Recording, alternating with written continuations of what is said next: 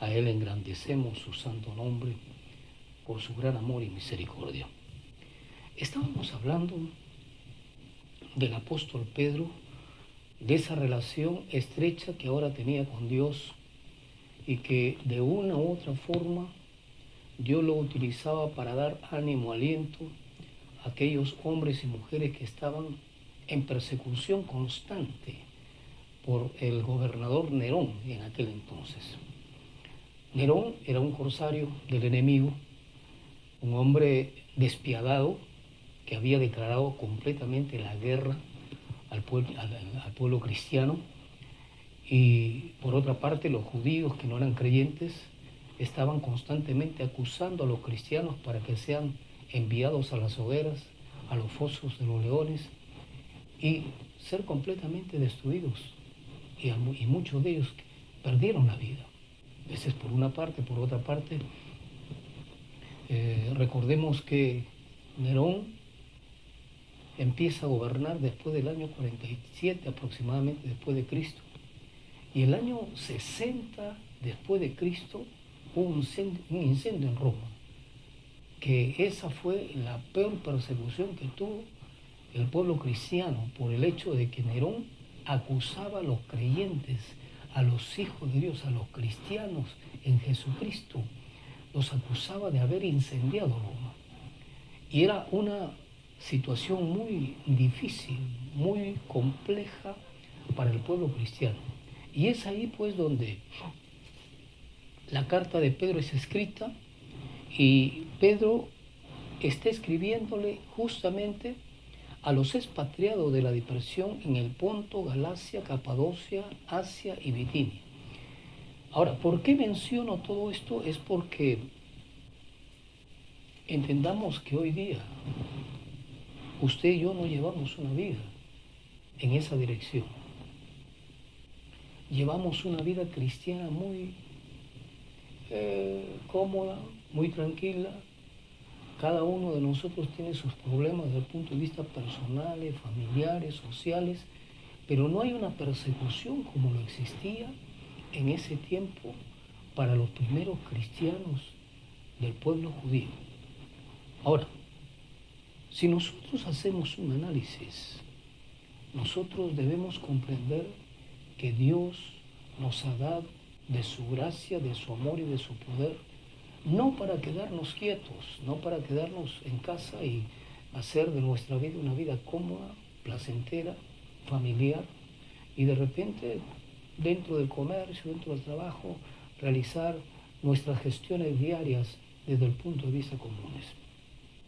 Sin embargo, necesitamos entender que en este tiempo,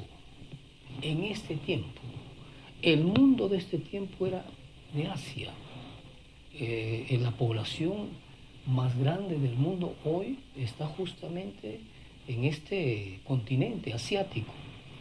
El continente asiático aproximadamente tiene alrededor de 4.000, hoy día, 4.757 millones de habitantes aproximadamente. Y es el continente más grande y poblado del mundo, de la Tierra, con 44.600 millones de kilómetros cuadrados. Es un continente bastante grande, bastante amplio. Y cuando Pablo nos está hablando en el capítulo 1 de Primera de Pedro, nos está hablando que está escribiéndole la carta ¿cómo se llama? A los discípulos, a los expatriados de la dispersión en el Ponto, Galicia, Capadocia, Asia, Bitinia. Nos está hablando justamente de pueblos que están en el Asia Menor y en el Asia Central. Por ejemplo, Galacia es una antigua región de Asia, ¿no? De lo que hoy llamamos Turquía. Hoy día es Turquía. El Ponto en la actualidad también es Turquía en la parte meridional del Mar Negro, como también Capadocia hoy es un lugar turístico, región declarada como Patrimonio de la Humanidad por la UNESCO. Es una región aislada de Turquía. Y Asia, pues, que hemos visto que son aproximadamente 44.600 millones de kilómetros cuadrados. Qué grande, ¿no? Qué grande este continente. Entonces, cuando nosotros estamos hablando en estos momentos de la dispersión del pueblo judío, estamos hablando de que ellos empezaron a ubicarse en diferentes regiones, diferentes países, cuyas costumbres de ellos tenían que cumplir y tenían que ejecutar, porque el pueblo judío se dispersó, ¿no? Porque el pueblo judío tuvo que migrar a diferentes naciones y sus culturas tuvieron que desarrollarlas aún siendo creyentes en Jesucristo. Y en esas costumbres, tanto los varones como las mujeres, como que empezaron a descuidar las normas y las reglas que Dios había ordenado. Las normas y las reglas desde el punto de vista conyugales, desde el punto de vista familiares.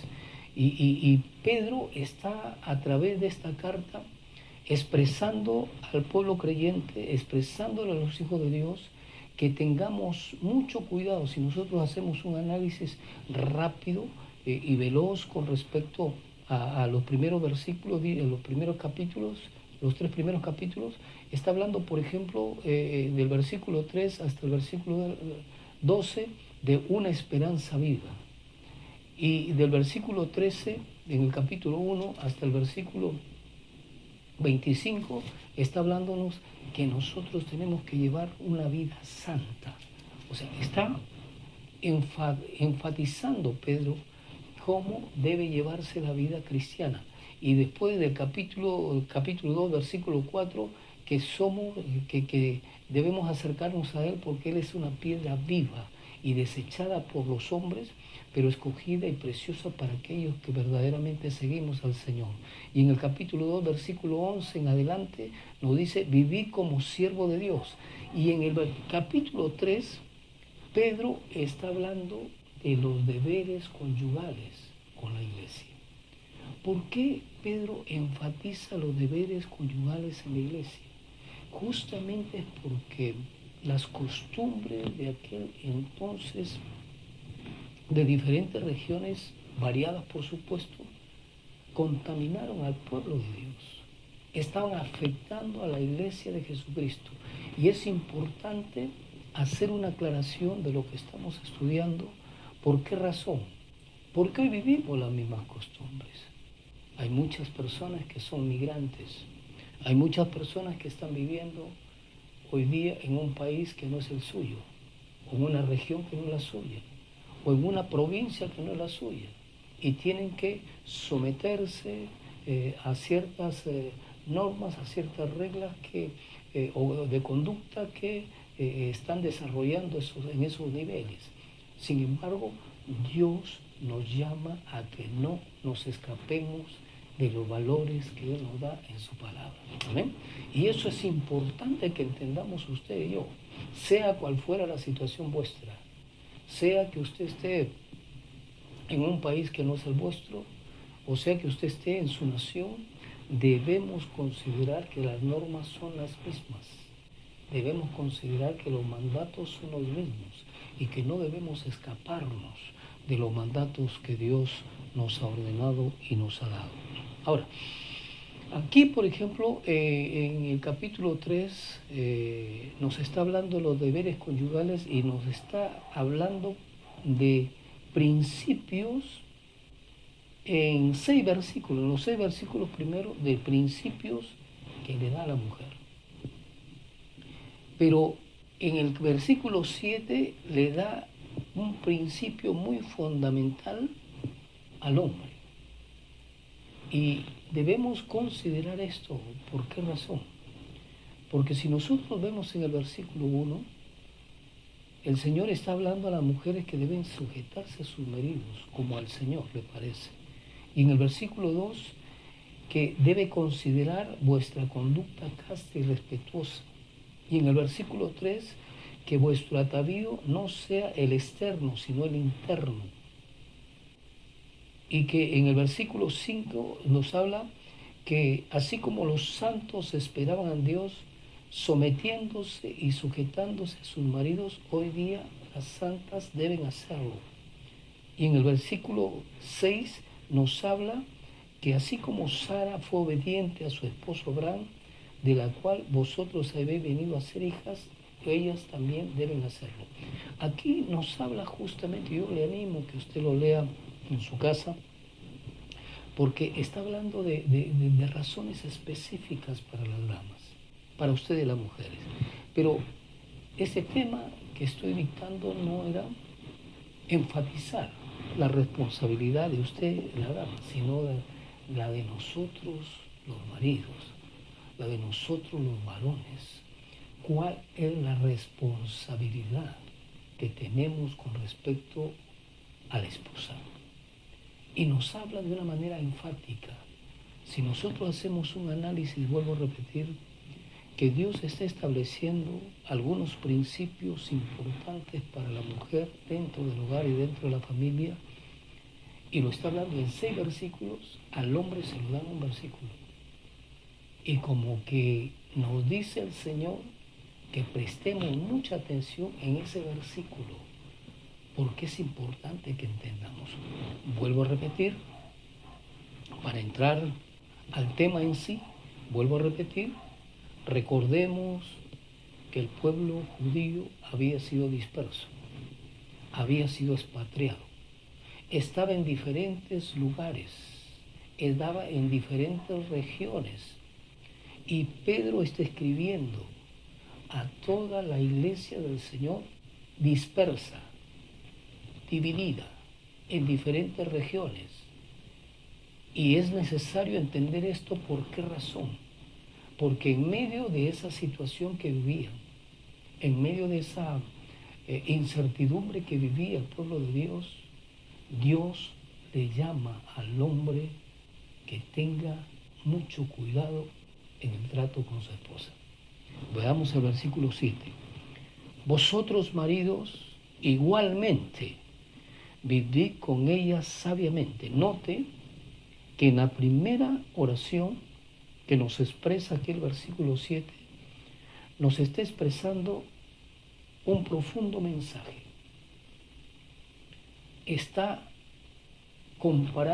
No está comparando las reglas y las normas que le da a la mujer como dama dentro del hogar y dentro de la familia, sino está diciéndole que así como esos 6 versículos anteriores con respecto a las demandas que le da la dama, en este versículo y en esta oración le dice al esposo igualmente, vosotros maridos, igualmente, vivid con ella sabiamente. ¿Qué significa esta frase? Vivir con ellas sabiamente. Vivir con ellas con inteligencia. Vivir con ellas con la razón y no con los sentimientos y las emociones.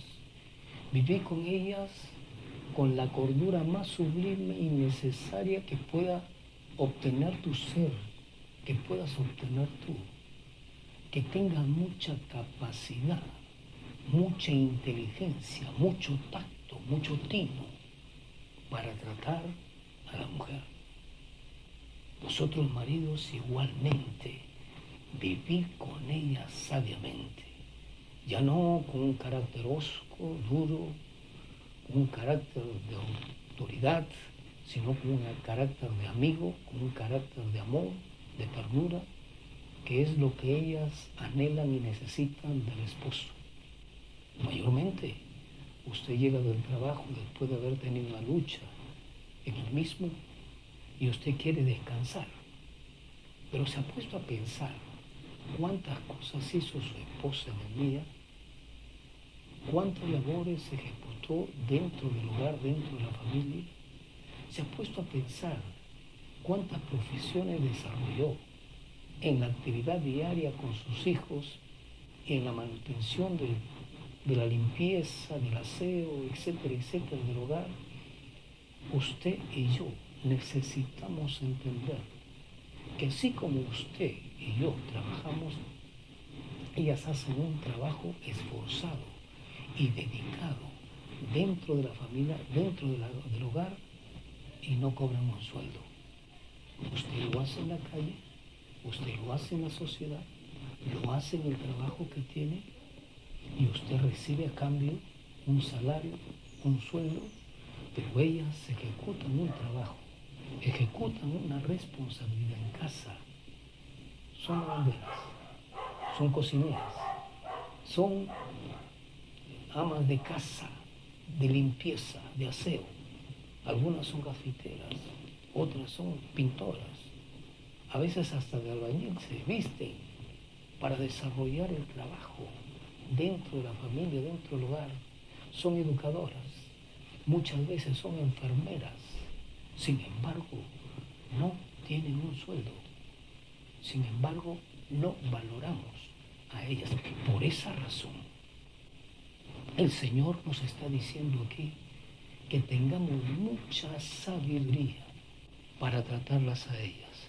Mucha sabiduría para poder compartir con ellas los momentos libres que tienes tú con ella en el día.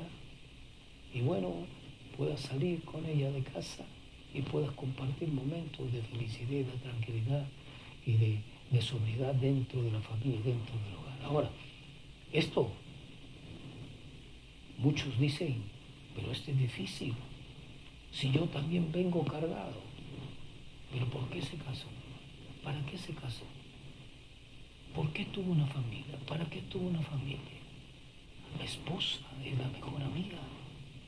La esposa es aquella que le cuida las espaldas y debe vivir con ella sabiamente.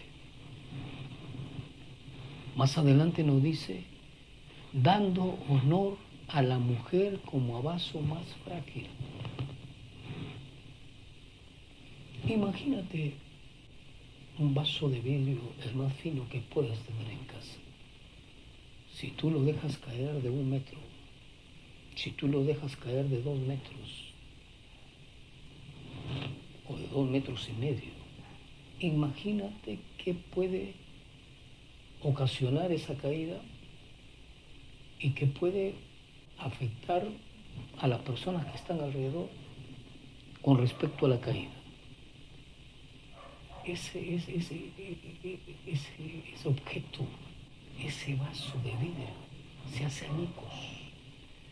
Por eso Dios nos llama a nosotros los varones que vivamos sabiamente con ellas, porque ellas son muy sensibles, ellas son muy delicadas, sus sentimientos, sus emociones son demasiado débiles, demasiado delicados, que hay que tratarlo con mucha dulzura, con mucha destreza, con mucho amor, con mucha ternura. Pero no solamente eso, sino que nos dice la palabra del Señor más adelante, y como a coheredera de la gracia de la vida, y como a coheredera de la gracia de la vida. Cuando leí esta parte de la palabra, yo muchas veces me he preguntado,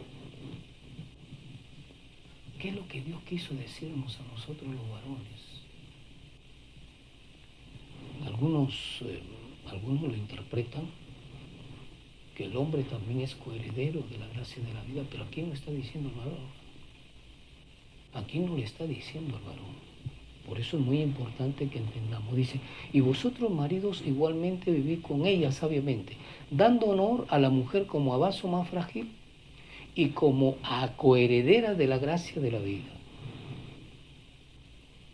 Ellas son colaboradoras de la gracia de la vida. Usted como varón puso la semilla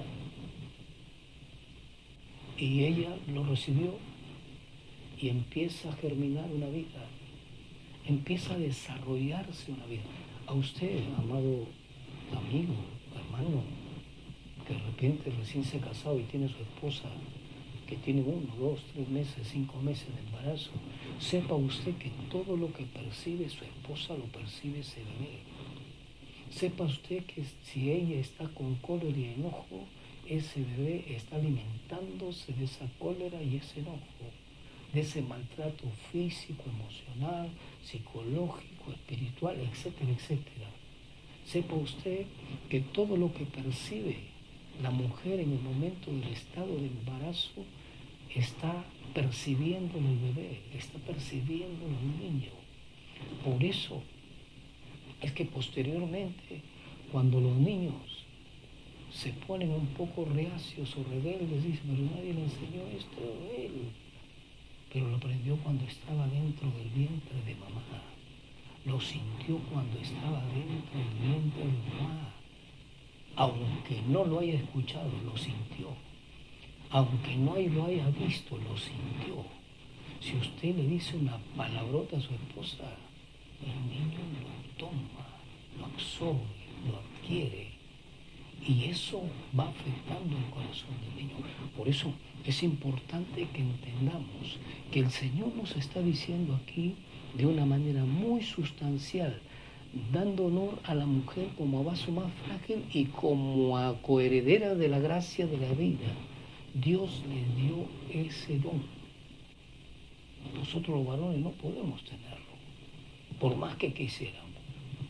Nosotros los varones estamos claramente dotados con otras virtudes que Dios nos ha otorgado, que Dios nos ha dado para su gloria y para su honra. Pero ellas fueron claramente diseñadas para poder traer hijos al mundo y ser coherederas con el Señor de la gracia de la vida. Ellas llevan dentro de su vientre un ser que tiene vida, y por eso vive usted y vivo yo. Por eso es que hoy desarrollamos lo que desarrollamos, porque mamá nos tuvo en su vida. ¿Qué hubiese sucedido si no hubiesen existido las damas? Como también podemos decir lo contrario. Si los varones no pueden ser madres, pero ellas son las coherederas de la gracia de la vida. Por esa razón es que Dios las cubre. Por esa razón es que Dios las protege. Por esa razón es que Dios nos da esta demanda en su palabra, como haciéndonos recordar a cada uno de nosotros. Anteriormente hay 6 versículos que yo estoy, dice el Señor, que Él está demandando a la mujer cómo debe comportarse, pero hay un solo versículo con 2 demandas importantes que Dios le da al hombre, que Dios nos da a nosotros los caballeros, para que desarrollemos una vida eficaz dentro de la familia y dentro del hogar. Pero no solamente queda ahí. No solamente Dios nos dice, ya muy bien, ahí está bien todo. ¿Sabe lo que nos dice el Señor más adelante? Y terminando este pasaje y este versículo, nos dice de esta manera: para que vuestras oraciones no tengan estorbo. ¿Se dio cuenta? ¿Por qué cree usted que Dios nos pone esta demanda? ¿Por qué creo Dios, por qué cree usted y creo yo que Dios nos demanda esta responsabilidad? ¿Sabe por qué? Porque ellas han sido diseñadas por Dios para que usted y yo pobláramos la tierra, pero ha sido diseñada por Dios para llevar en su vientre la formación, que es incomprensible, por supuesto, del ser humano, y que gracias al Señor, tanto usted como yo, hemos nacido de un vientre de una mujer. Y le damos las gracias al Señor porque Dios como que las está ubicando en un lugar muy especial, haciéndonos entender que si nosotros las maltratamos, que si nosotros las herimos, que si nosotros afectamos sus sentimientos y sus emociones, nosotros vamos a tener consecuencias. Y la primera consecuencia que vamos a tener es que nuestras oraciones delante de Dios no van a ser escuchadas. Quiero culminar con estas palabras. Notemos la gran importancia que Dios le da a la responsabilidad de nosotros, los caballeros, de actuar sabiamente con nuestras esposas, de actuar sabiamente con las damas, de actuar sabiamente con ellas, porque ellas han sido diseñadas para ser un baluarte de esta vida, para ser los instrumentos que Dios utilizó para que tengamos la población de la tierra. Dios nos ayude, Dios nos bendiga. Y quiero decirle a usted, si usted no está de acuerdo conmigo, bueno, eso es lo que entiendo yo de la palabra. Eso es lo que entiendo de la palabra. Si usted no lo entiende, pídale a Dios. Siga maltratando a su esposa, que de repente en algún momento el Señor le va a dar un toquecito para que entienda que ellas son muy especiales e importantes para el Señor. Termino con esta palabra. Si no fuera de importancia, si no fuera de alto valor, el Señor no hubiese decidido escoger a una mujer para que a través de su vientre venga el Salvador.